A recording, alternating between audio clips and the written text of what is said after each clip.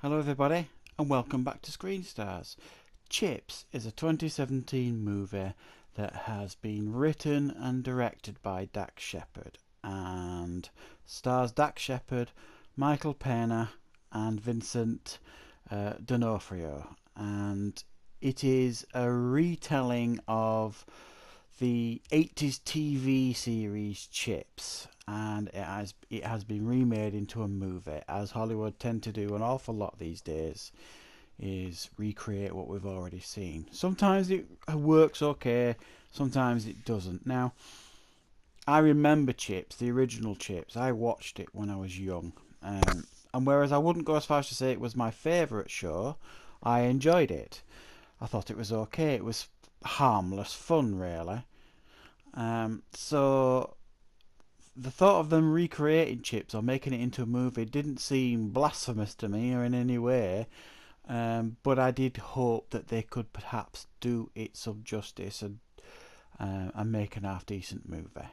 Now, reviews for this movie have been less than kind. It has bombed at the box office, which has put me right off, to be fair, wanting to see this because I didn't want to be disappointed. But I've took the plunge and I've watched it, and my verdict is it is better than I thought, but I I don't think you could certainly class this as a major success by any stretch of the imagination. Well, it isn't a major success; it's flopped.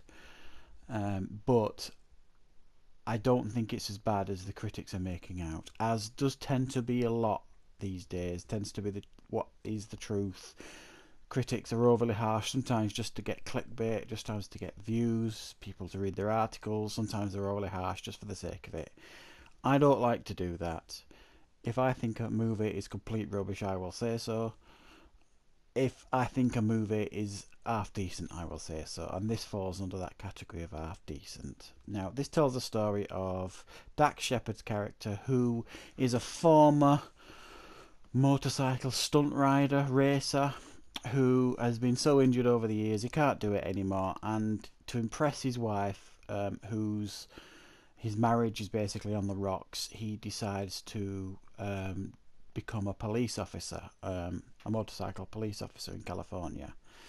He manages to scrape through, and he gets partnered up with Michael Pena, who is actually an undercover FBI agent who is on the trail of some armoured bank robbers, armoured car robbers, bank robbers, who it is suspected have some connections with the California Police Department.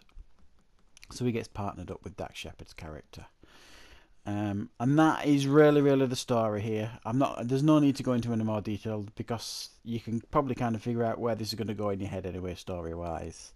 The main bad guy, as you can see on screen here, is Vincent D'Onofrio, who he could do the bad guy thing in his sleep now. I think personally he's woefully miscast in this movie. There's nothing wrong with his acting.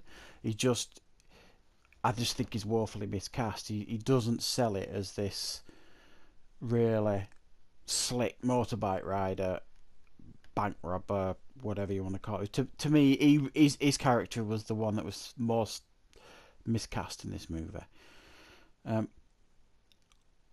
what I think this film gets right is the chemistry between the two leads is very good.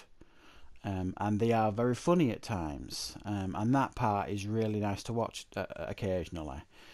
Um, the stunt riding, the motorbike stuff, that all is fairly good, fairly exciting. The comedy at times is okay and reasonably funny. I'd say chuckles rather than laughs. What this film gets wrong, and woefully wrong, is the toilet humour. There is no need for it. It's like these days there is a need to make almost a comedy, an R-rated comedy. It's almost like it's a must. Ever since the Hangover movies, it's got to be done. Well, I think the R-rated movie destroys this film because it's like they force in this toilet humour and sexual humour that is just not required. It really isn't. And when they just focus on the light humour between them as characters, it works much better when they're having conversations about eating people's asses out and stuff. It's just it's uncomfortable to watch at times, and I just think prying in toilet humour into these movies is just unnecessary. I think this film would have worked far better if they'd have toned down the humour, toilet humour, and made it a little bit more family orientated. I could have watched this with my son, and it could have been a funny action flick. And what we get really is a bit of everything, and nothing really works. The action, the comedy, um, everything that they try, even a little bit of drama occasionally, it all kind of falls flat here. So it does have a lot of things that make this movie feel a failure. I mean, the story itself as well. It just the first half of it is okay, kind of makes sense, goes the route you expect, and then it just falls apart after that. The story, it's just you're introduced to the bad guy's son, who very quickly, and then the next scene is in this massive chase. But you're not sure if it's son. You think it's his son. It all kind of falls apart really at times in this movie.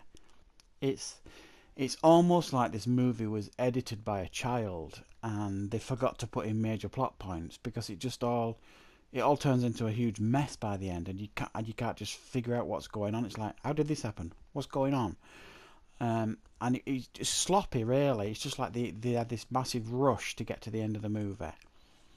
So I think if they'd have focused on a better script here, took out the toilet humour, stopped trying to make it like a sketch show, and make it into a movie with a cohesive story, this film could have worked, because the chemistry between the two leads was very good indeed, and there was potential here. It's just a shame that they focused on the R rating and not on the movie.